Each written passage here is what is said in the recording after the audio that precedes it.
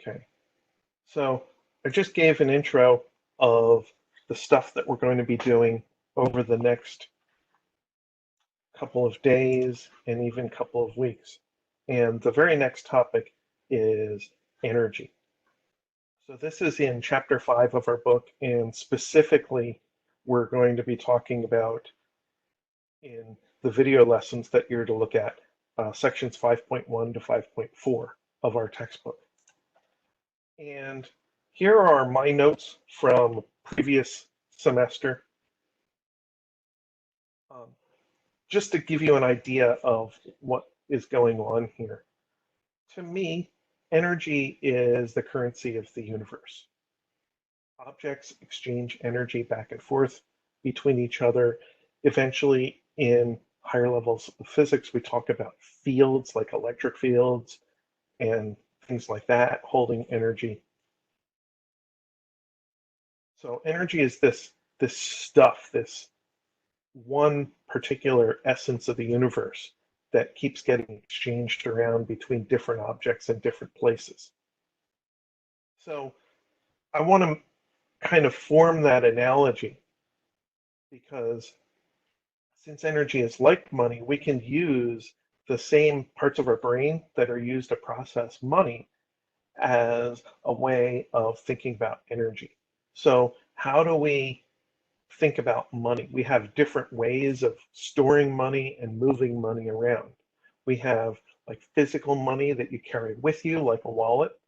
And for that, the closest analog is kinetic energy. So that is the energy that an object carries around with it all the time just because the object exists.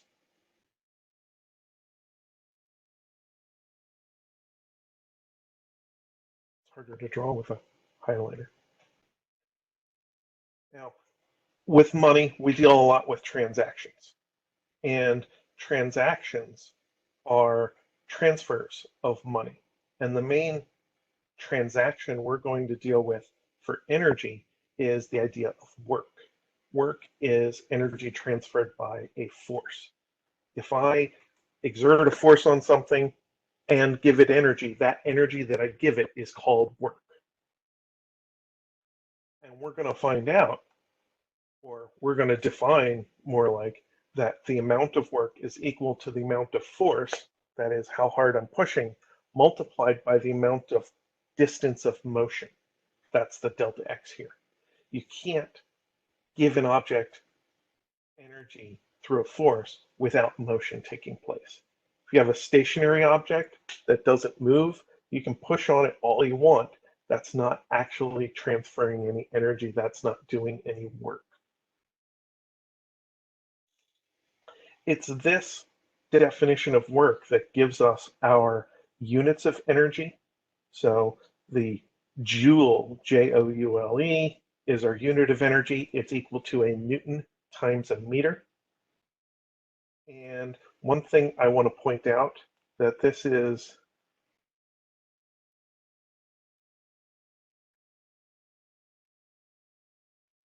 different from torque is equal to plus and minus force times distance, with torque in Newton meters. With torque, we always call it Newton meters. We use both words.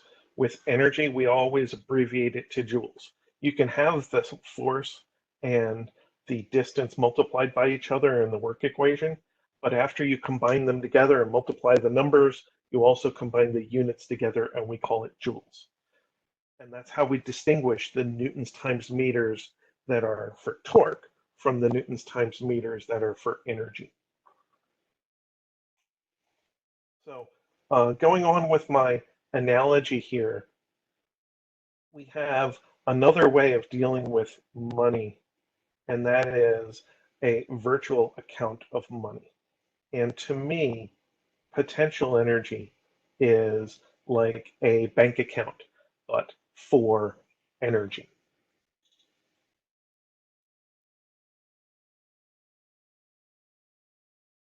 And that brings to mind the idea of like going to the ATM to pick up some money from the bank. When you do that, you add money to your wallet, but that money comes out of your bank account. And that's a lot of what we do with our physics calculations of kinetic and potential energy. We think of energy going out of the potential energy and into the kinetic energy. And however much energy comes out of potential energy, that goes into kinetic energy. So then we have one more analogy between energy and money that I like to think about. And that is we have some like non-liquid assets, places we store money that aren't quite money until we buy and sell things. And there are other forms of energy, for example, thermal energy, which um, is like a non-liquid asset. So if you buy a bunch of gold, for example, I hear some wackos talking about buying gold, then you no longer have money at that point. You have a bunch of this metal that people tend to find valuable. If you want to use that later, you have to turn it back into money. You have to sell it. So the process of selling thermal energy to turn it into potential energy or kinetic energy is what engines do. And I wonder if I have a purple pen. Let's make a purple pen.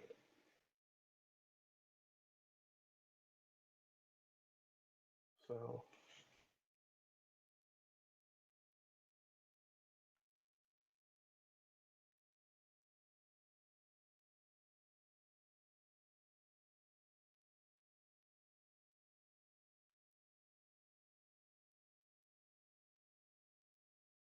engines turn thermal energy into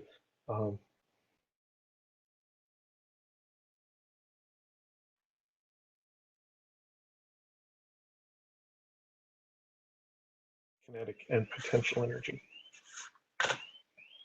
So if you try to keep these ideas in mind, these analogies between money and energy, it might help you in between the different physics quantities. How do you build your own equation to account for the balance of energy transfer? How much energy is here and how much energy is there? Because the equations of energy analysis are really generally fairly straightforward.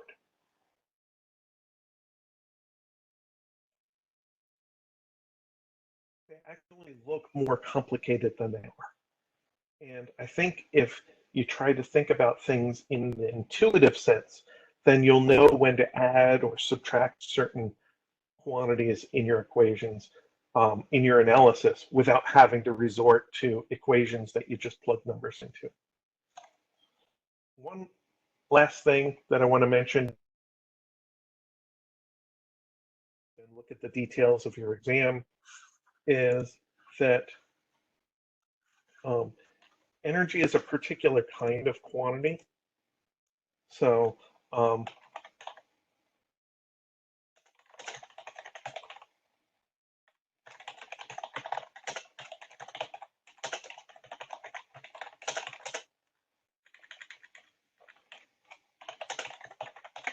we've dealt with these quantities that are vectors: displacement, velocity, acceleration, and force.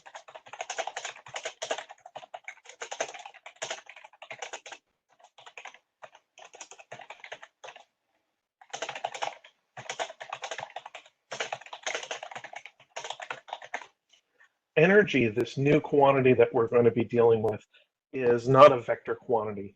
Energy is a scalar quantity. And that's just a fancy word for saying that energy is a regular number. So that means that our energy analysis is actually a little bit easier because we don't have so many vectors floating around in our analysis. Even though we might have a big fancy diagram with stuff moving from a high place to a low place and left to right, we don't always have to deal with all the vectors. We can often just deal with regular numbers.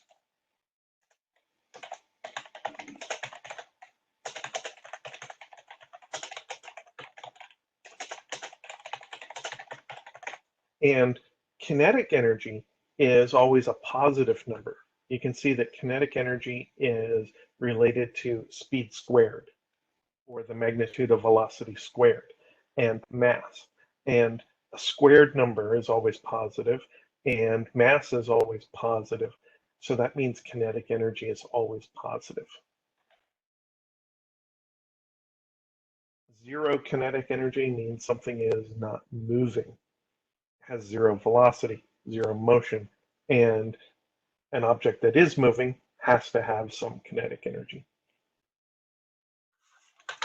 So I'm going to let you go through the lessons and see what you think about the topics of energy.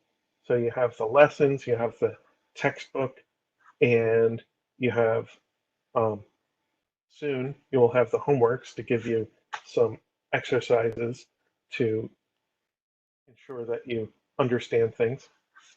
And for now, I think I'm gonna close down the recording, and then I'll see if you guys have any questions or conversation for me.